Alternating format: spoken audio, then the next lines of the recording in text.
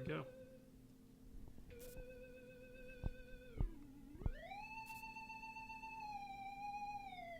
Oh, I'm going to have too much fun. Sorry. I'm going to have to figure that out. All right. So this is the first episode of... I'm leaving a blank here, so when we decide what the show name is, I can go back in and edit it. So that's one thing we'll be talking about, whatever. And, yeah, so this is about Star Trek. So I've actually never seen The Next Generation. And I thought... That's just crazy to me. That's crazy to me, too. Yeah. I grew up on the movies, but I've never seen Next Generation, just a few episodes here and there. And now it's on Netflix. I wanted an excuse. But you're familiar with the crew. You've seen the Next Generation movies. I've seen the Next Generation movies. First Yeah. Contact. You know who Generations. people are. Yeah. I mean, Yeah. I know the basic cultural things that came out of it. Right. But yeah, I just wanted an excuse to watch it and just talk about it with friends. And might as well record it. why not? So, so yeah, we all come with different perspectives. So I'm Matt. We have Mike, and we have Dennis. Uh-huh. And for this inaugural episode, we also have Scott. Hello. He doesn't really like Star Trek, but he's here for the ride. He's here for the donuts. For the donuts, yeah. So we'll start with Mike. What's your background with Star Trek? I have a little bit of a different background with Star Trek. When I was growing up, I'm the oldest one here, so when I was growing up, Star Trek was the show that the family got together and watched. And because of that, I kind of have a love-hate relationship with it. I love the universe. I know who all the people are. I've seen almost all the movies. But as far as sitting down and watching the show, it's something I always kind of dreaded because as a kid, it was something I was told, we're going to sit down and watch this. So I know and I understand it, and I do like the universe, but the show itself is always, I don't know. I'm going to try to come at this from a new perspective this time. So it's sort of like being assigned reading at school for you. Yes. All right. That's a very good yes. All right. Dennis? Gosh, my background with Star Trek is as long as I can remember. We've been a kind of a sci-fi family. We watch Star Wars, Star Trek, any monster movies, the old Sinbad the Sailor and the Legend of the Seven Seas, anything with any kind of special effects to it, we watched, and that was kind of me and Dad's thing. We would watch the original Star Trek right before church on Sunday mornings. That was always on at like 10 o'clock, and we were all getting ready for church. That's what was going on in the background. When Next Generation started up, that was kind of our thing. We'd watch it every weekend, and me and Dad would watch. We moved on to Deep Space Nine. We moved on together to Voyager. And still to this day, me and my wife, we'll post up in the living room, and here recently we've been watching Voyager. We've been going through it from the start. We're about, getting ready to start season 6 on that. So, like I said, I'm a longtime fan and repeat watcher constantly. And so you've recently finished a run of The Next Generation. Absolutely.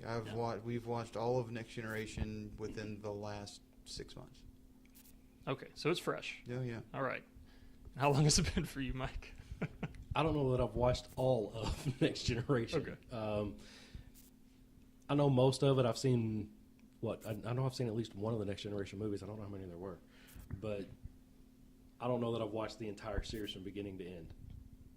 But I know who everybody is, and I know the basic gist of what was going on. But yeah. So it'll be a first for me if we make it all the way through the end. Yeah, I grew up on the classic movies, the even-numbered movies. That's really all my parents watched. The even number. The even-numbered movies, yeah. So you didn't really? Yeah. I remember watching the first one once Yeah. and being bored to tears. Although I need to revisit it. It was very Stanley Kubrick-esque. It was... Yeah, Space Odyssey. It took a lot of... It was. Yeah.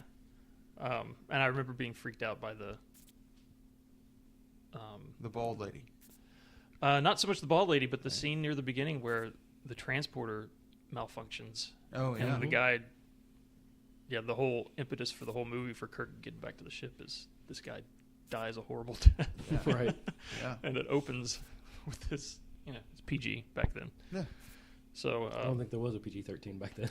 Right. no, yeah, this was 80? what was it?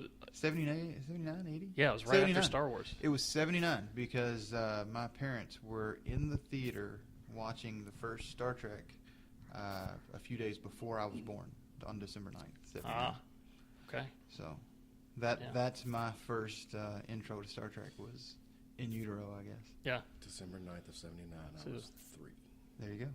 so it was meant to be. That's right. Man. But yeah, the even numbered movies, mainly Star Trek 6, the last one with just the classic crew, because that was the one I watched over and over again. That's the first one we owned on VHS, I think. The other ones we just caught on the TV. But Yeah. that was the one. My mom actually knew someone from college, from some school, and he was one of the Klingons who got his arm blown off Right. and says Right. "Kwa," and then he testifies. So it's Right. Testifies yeah. to Worf. He did. to, He testifies before the Klingon Council. Yeah. And and Worf's Yeah. in the thing. So yeah, then Star Trek 6 takes place. It comes out. The movie itself came out after several seasons of The Next Generation, even though Right. it's sort of the last.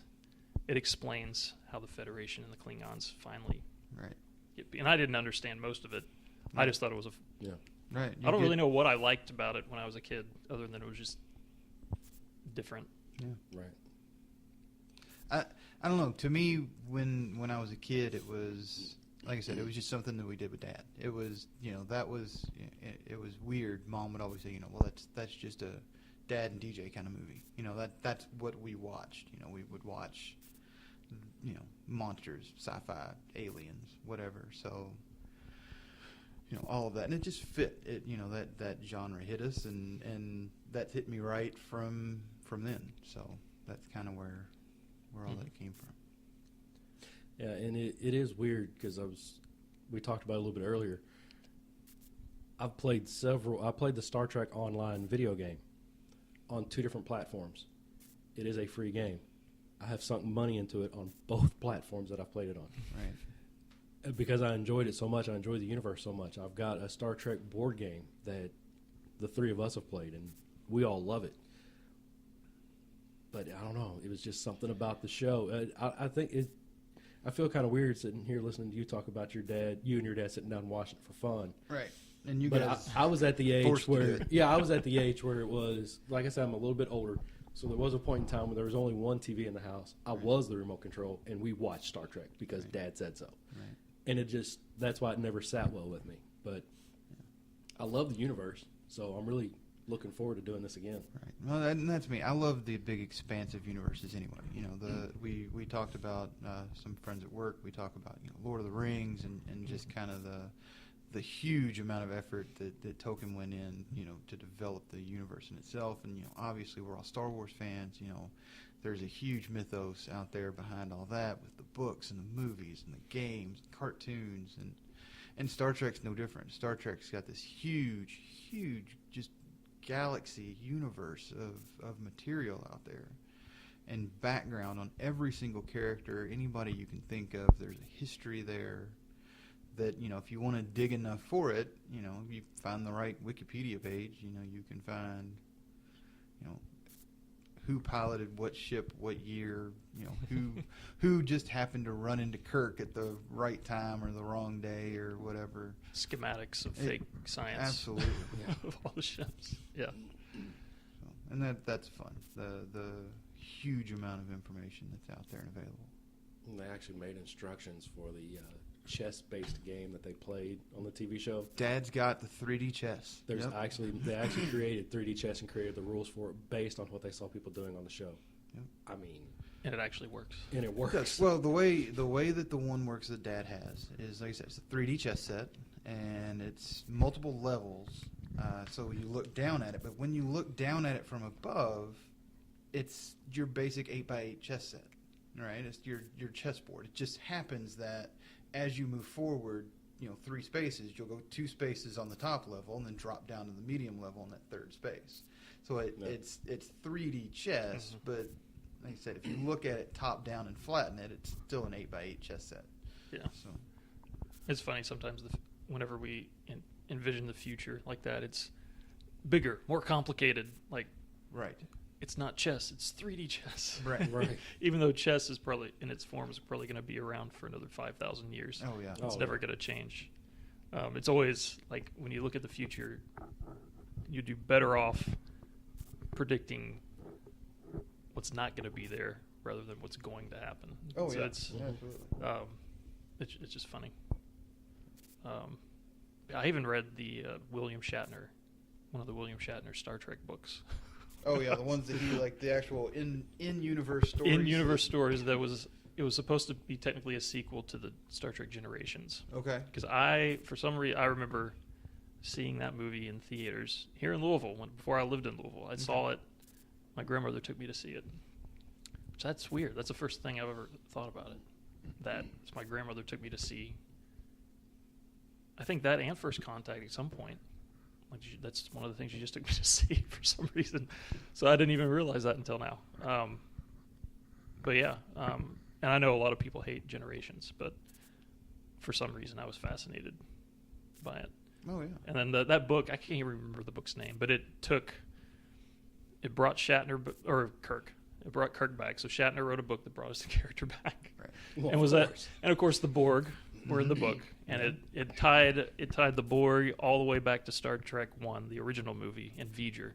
Really? And how there was an early version of the Borg AI, and then at the end of the book, the Borg were somehow defeated or whatever. It was like an Independence Day thing where they uploaded a virus, I think. They've done But- that on a couple of iterations of Star Trek, Yeah. where it's we'll generate next generation did it with Hugh later on in the series. What they did is they've got this Borg that they capture, right, and they convince him that he's an individual, right? So they're Geordie's talking to him and he's like, my name's Geordie, who are you? And the Borg took you as his name, so Hugh is what his name became. So now he's this individual, he's this free thinker, and they think, well, if we introduce him back into the collective, what's that going to do? And it completely throws the Borg out of whack, and so now they introduced this whole idea of individuality into this collective system, and it just screws everybody up, and Right. ships are exploding. And, but it's the same kind of thing. We've uploaded this oddity into this monstrosity, and Yeah. Isn't there a Borg main character in Voyager?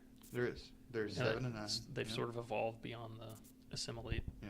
No, that- they're still that- all about assimilation. They basically rescue character 7 of 9, and the same thing. They individualize her. Now, okay. in that case, they basically remove the implants, the technology for But the the most Borg part. as a encroaching entity Mhm. that's Now, emotionless still exists. it still there. exists. Okay. Yep. They've actually in Voyager, they're actually in I guess what they call the Delta Quadrant. However many light years away. Okay. Thousands and thousands, and they found the origin, like the home planet, I guess, the home sector of the Borg, Mhm. and where they're coming from, and that they just happened upon it. Yeah. Yeah. My only knowledge of the Borg is First Contact, Mm. and it's crazy how much lore that movie gives you about Star Trek as a whole, even to the personal story. Like, I've never seen Next Generation, but I know because of that movie that Picard was assimilated by the Borg, Right. and his name Yeah. was Locutus. Right. Right. So I'm looking forward to that storyline. Right. Even though I've never experienced it, I know about it. And Yeah, we were just talking about that with my wife. She's been watching. She's more recently than I have has watched all the way through the series, and she said she purposely skips the ones where Picard is assimilated. She said, one of her earliest crushes growing up was Patrick Stewart, Jean-Luc Picard. Right? Understandable. And it absolutely I get it. freaks her.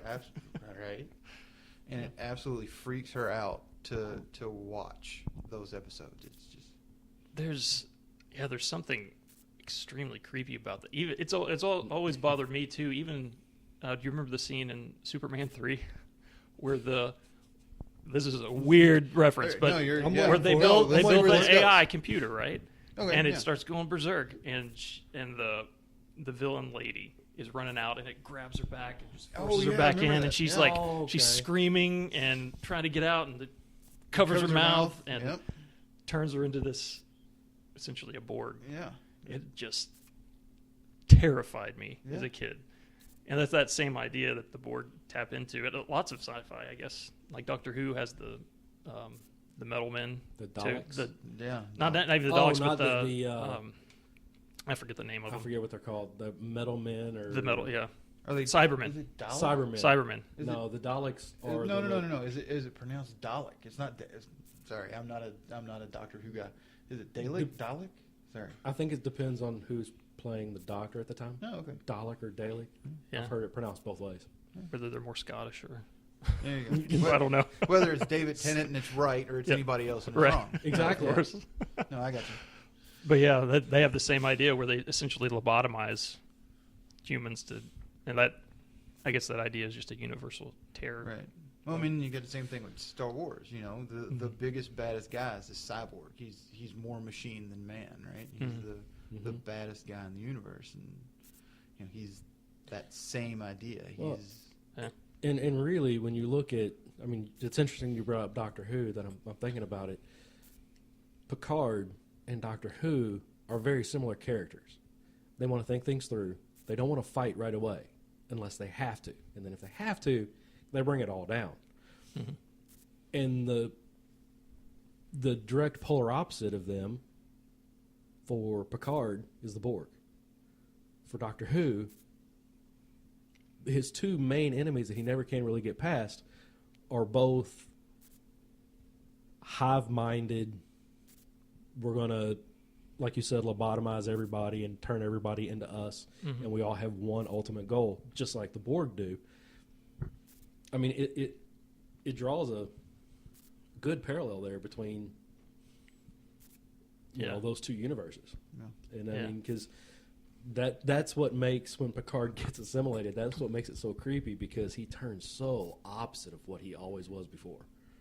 Right. You know, Right. he becomes cold and calculating, and he's never that in the show. Right. And that makes the whole First Contact thing. I think what a lot of people didn't like about First Contact was you had the Borg Queen, and she's the antithesis of Borg, right? She's individual. She's manipulative. She plays to the emotion. She's, you know, got the sexual nature to her. She's everything that the Borg aren't. Or not. Right. And I think that hit people kind of the wrong way. And see, for me, that was literally my first encounter with the Borg. So it's like, yeah, that's normal for the Right. Borg, I guess. It Right. was just some aberration that they created as a need. Right. So yeah, that's perfectly understandable why people don't like it, because it is different. Huh. Did you ever watch Babylon 5? No. I never No. did. Okay. I think I did end up watching that when I think people compare it most to Deep Space Nine, because it takes place on the station and it has more of an overarching storyline that carries through the season, which I think Deep Space Nine does as well. It was definitely more of a serial than a episodic kind of thing. Yeah. Okay. And it had Babylon 5 had Walter Koenig in it, right? It was Chekhov, wasn't he in that one? I don't know. I'm pretty sure Walter Koenig was in. He might have been in some Babylon episodes. 5. Yeah. He was in something. It's weird how they just kind of people just show up all over the place like that. Yeah. It almost, lends a little bit of credibility to the show by having, this old style Star Trek actor kind of, Right. he christened their show with his presence, and it became a thing. Right. Huh. Well, what are you looking forward to most? I'm really looking forward to see how you react to the difference between, and I don't know how long it'll take us to get there, but there's a definite delineation between when Gene Roddenberry stopped being the man in charge of Star Trek, and they stopped being, I guess, so campy, and they turned into more of a a drama as opposed to this kind of episodic sci-fi episode. And, Really? and Okay. absolutely. And So sort of what should have happened with George Lucas. Yes, I guess. But that's Depending on your opinion. That's another podcast. That's a whole other podcast. On that podcast, Scott will be one of the speakers, and I will be the guest. Yeah, right. No, it reminds me of. We go back to Doctor Who. You know, I tried my hardest to watch Doctor Who. In that first series of the new Doctor Who, the new era of Doctor Who, Chris Eccleston was Doctor Who, and like I said, it's overly colorful, it's very campy, it's very cheesy, and you go back and you watch the early seasons of Next Generation, and it's very similar. And I guess I can get past that now because it kind of has, you know, it's kind of a memory for me now. You know, it's something that I've always loved, and I can kind of see past those flaws. But I think if I had seen them now for the first time, I don't know how I'd react to it. So I'm kind of interested to see. I mean, I like that you made that comparison because I'm interested to see how it does compare with the Doctor Who. Because that first season, when you said you didn't like it, I really wanted to tell you, well, go ahead and skip to the second season and it'll be okay. You'll start with the new Doctor and go on. But there is some groundwork laid in that first season. Right. There are some you good. have to know before you can move on to the second season. And so I'm kind of wondering if that happens in this. Even though it's campy, is there groundwork laid that you can't skip season one? There absolutely is. The very first 2 episodes of Next Generation are, I'm pretty sure it was a double episode called Encounter at Farpoint. And it's their first introduction of the character Q, you know, this omnipotent, all-powerful being. Oh, so he comes in the first season. He comes in very Okay, early. so I thought he was No, he's, in my mind, he was a leader. Nope, Yeah. he's Okay. very, very early on. And he is one of my favorite characters. And, yeah, oh, man. I mean, he has to be. And he showed up in... I know the actor. Yeah, That he's John done a lot of stuff DeLance. too. Well, yeah, I mean, not only the actor, but the character that he Yeah. portrays on there is just great. Yeah, but he shows up in, you know, Deep Space Nine. He's got an arc in Voyager, blah blah blah. You know, he constantly comes back. But even, you know, to the very last episode of Next Generation, it ties back to Encounter at Farpoint, and I mean it really does go full circle. Mm-hmm. You know, between the very first and very last episode, no matter how different in tone they are, the story really does kind of complete itself just with those couple of episodes. So Mhm. So there's, I have heard that there's a clear demarcation between that they rise in quality drastically Absolutely. as it goes on. absolutely, there were some. It first started almost as just a continuation of what the original series was. It was a little bit campy and There were some good episodes. Some of the some of the I guess what you would call top 10, top 20 episodes were in that realm. And you get introduced to Borg during that time. You get introduced, like I said, to Q during that time. You meet all of your big characters. You have deaths in the the main characters. So Oh, really? I mean you have situations where it's more than what it was, and you see what it could be, but it really wasn't until Roddenberry kind of, you hate to say it wasn't until Roddenberry passed away that things really took off. So. Yeah. Okay. So what are you looking forward to? I don't know. I've always liked Picard as a character from the movies. I like the actor, like Patrick Stewart, and I overheard another conversation where someone said that she thought Star Trek: Next Generation was the best TV show ever made. Like, well, that's kind of weird, That's a but bold maybe statement. it is a bold statement. not. And because there's a lot of good shows out there, Mhm.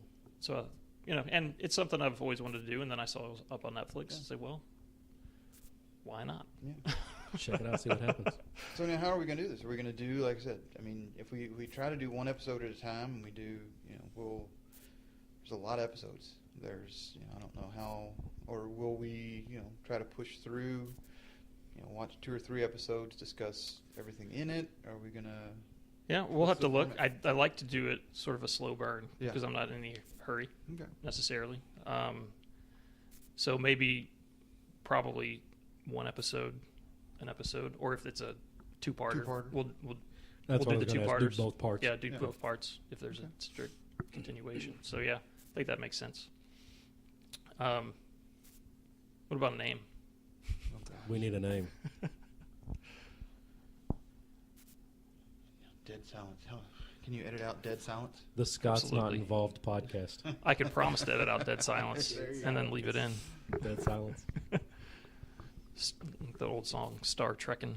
Did you ever hear that No. old pop song Star Trekkin' Across the Universe? No. I'm not sure. You should look it up. It's I've heard. No, I've never heard. you should look it up. I think you'll enjoy it.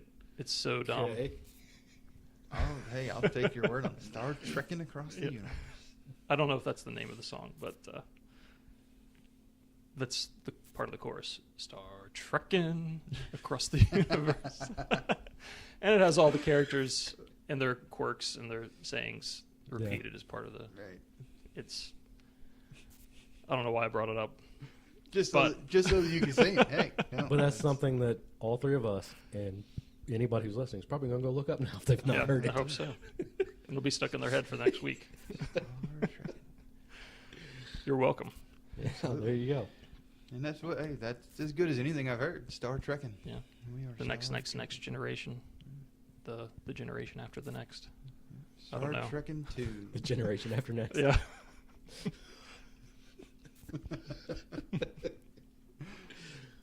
Keep trekking on. 3 dudes in a trek.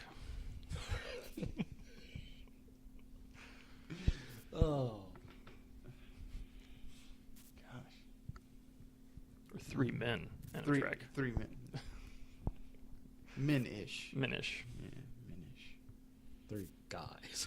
Guys. I'll give you guys. Certainly not grown men, that's for sure. I've never been accused of that. But we all have children here. So at some level, We do. yeah, we're all married with children. Mm-hmm. That name's taken. That name is Thanks, taken. Scott. That name's taken. Yeah. Although that would be Trekking with children. that would Trekking with that would completely defy Star- expectations of people searching for podcasts. Star I'm Trekking sure. with children. Yeah. Yeah, we're not going to get Yeah. we're I not going to didn't- get an audience that wants to listen to what we're saying with that name. I don't know. Maybe we'll think about it offline, and I'll come back Yeah. and edit it in. I Do mean, it like The Simpsons.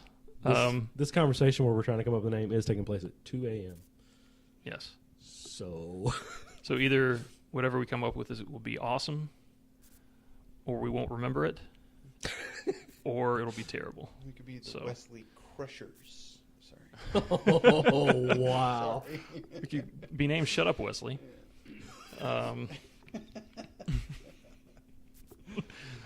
Even I mean, yeah, the memes are ubiquitous. Absolutely. I even understand the memes even without watching the show. But isn't it Wesley?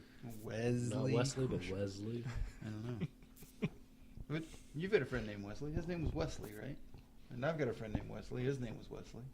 Yeah, but this was in the future. In the future, it's Wesley. In the future, it's Wesley. Gotcha.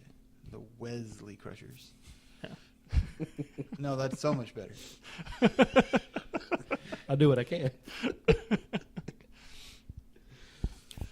Yeah, I will say the only episode I remember seeing, because I caught episodes every once in a while when I was actually running, was the one with the game where they're wearing the glasses and everyone gets addicted to Mm-hmm. this game that's in front of their face, which in retrospect was pretty prescient. Because I think it even mentions in the episode it triggers dopamine receptors, Yeah. which is exactly what You get from your phone. what we get Right. from Facebook and all that other stuff now. Right. And of course, that's when Wesley saves the day. I didn't think of anything of it at the time, but And that's the special guest star Ashley Judd. Ashley Judd's in that. Yep. Yeah. Is she a She's young Ashley young- Judd? Young Yep. Ashley Judd. Yep. She's the love interest for our young Wesley. How long is she in it? Is it She's- just that episode? It's the only episode she Okay. shows up in. Yeah. Yeah. She's I can't remember.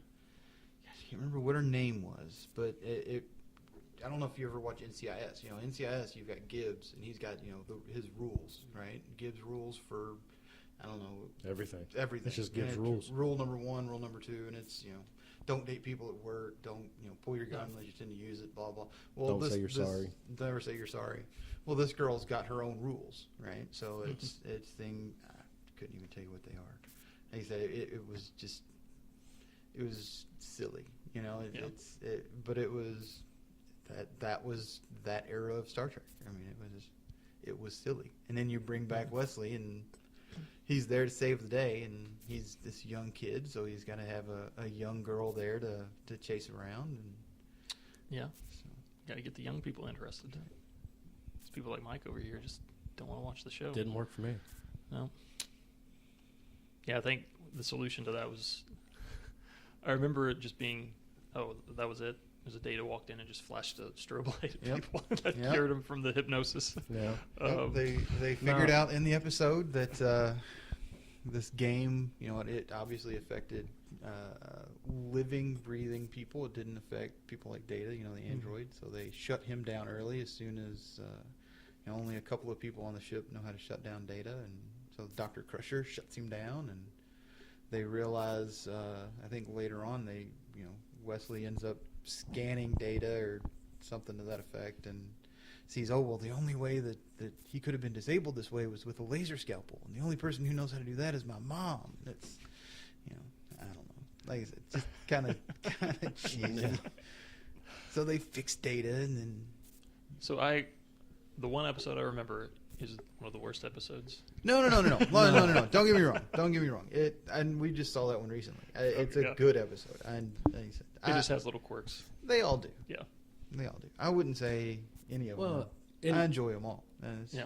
And even me, who has kind of a love-hate relationship with the TV series, I don't think it was a bad show. I recognize it as being a good show, but I was at the age that when it was on, if they would have been flipped, when I was that age that I was told to sit down and I had to watch it, if it was Captain Kirk who was shoot first, shoot second, shoot third if they're still moving, then ask questions, I probably would have been interested in that guy because I was that age. And so now I think I'm going to be a little bit more into Picard than I was before. Right. But I mean, it was a good show. Mm-hmm. Yeah, they kind of split Captain Kirk into two characters. You know, they took his leadership qualities and gave them to Captain Picard, and they took the handsome, you know, charismatic character and they made that, you know, Riker. So, you know, those first couple seasons, you know, Riker's consistently getting the girl, you know, no matter All who the it time. is. You know, I know at one time. Well, you could say that they almost split him into three characters. They took his aggression and Give you it- got yeah. you got Worf standing there. I mean, Yeah. they took his aggression and made a Klingon out of it. Yeah. Yeah. And you had, you know, tons of guest stars, and he ended up with all of them. Kind of how Kirk did. You know, you had Famke Janssen showed up on one. Oh, really? And you know, no, I think, you know what? On that one, I think Picard got the girl. He's the one who got. She fell in love with him, and then they, I guess, later did the whole teacher-student thing at X-Men. So Oh, yeah, that's right. yeah, it's kind of weird. Yeah. It is kind of weird. Yeah, the thing that came up to my mind just now is in a review of Star Trek Nemesis. Roger Ebert was talking about Patrick Stewart. And he said, I've often heard that Patrick Stewart is so good because he made the most ridiculous lines sound amazing with gravitas. Right. And he said it's a shame he doesn't get better roles than Star Trek movies these days. Right. But Star Trek and X-Men. so instead he gets X-Men. Yeah. But I mean, it's true though, because you look at that last round of commercials he did for that, whatever that alcohol was, What was the beer that he did? Strombo, yeah. Strongbow, and they would have him in the background, and he'd be saying something or doing something, and at the end he'd be like, "What?" and he'd cut over him, Strombo. So even in commercials, he had ridiculous roles, but he made them sound good because he's Patrick Stewart. I mean, At that point, he's just a meme of himself. He's just there because he's Patrick Stewart. and Yeah. he's accepted it. Oh yeah, absolutely. I mean, he's embraced it. Yeah, I mean, that's what you have to do you have to. if you're an icon like that. Yeah. You either be miserable or you can have fun with it. Right. So, I mean, it's the same thing with Shatner. Every role he's played since then, he has to have that stilted speech. Right. Has he done any? I mean, I guess he's done a couple little things, but has he done anything serious since? I don't think he's done anything on his own since Not Star since Trek. he invested in Priceline and became independently wealthy without doing anything else. Right. Because anywhere he showed up, it was just like what we're talking about with Patrick Stewart. He showed up as a meme of himself, Right. made a bunch of money for a couple episodes, and was He done. He was in a TV show based on the Twitter. There was a Twitter, I don't know, handle. Oh, stuff my dad said, right. or- bleep it out. Yeah. Yeah. Stuff my dad says. Yeah. But, Beat my dad says. But and he was great in that because he was this crotchety old man, and Shatner nailed it. But You know, I noticed that I recently just watched Star Trek 6 last week, and it was fun because my 6-year-old watched it too, and he ended up liking it. That might have been around the age when I first saw it. But it seems the picture of Captain Kirk in my mind is much more of a parody than what he actually is, because he's been Right. parodied so much Right. in culture, Mhm. and the con and the like. Yeah. The scene at the end of 6 where he leans forward and goes, "Fire!" Right.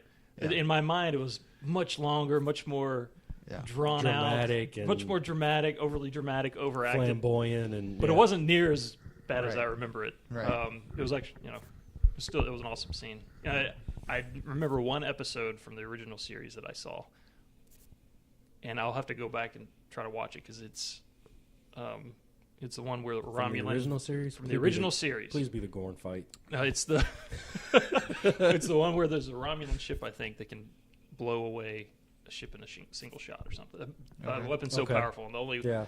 and so as soon as they fired it at the Enterprise, they start backing up, and eventually the beam fades, and Kirk just is on his Got his on hand his up chair. on his chair. and just looking, long pause, limited range, that type of thing. Like that's like that was the most Kirk thing ever. Right. Right. Right. And so that was in my mind, but I don't. I'll have to go back and watch it. I don't think it was as bad as my mind's think- made it out to be. Right. I think we need to do a special episode where we talk about the Gorn fight. Just the Gorn Just fight. the Gorn fight.